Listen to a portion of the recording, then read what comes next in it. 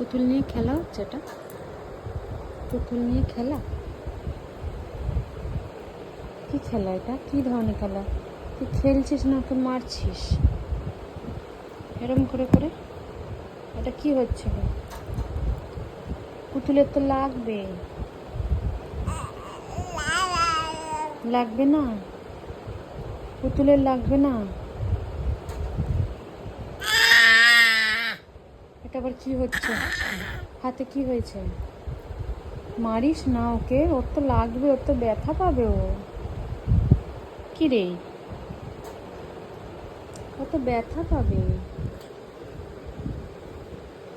কি কি হচ্ছে? না মেরো না, কাউকে মারতে নেই, ও ব্যথা পাবে না। বলো গুড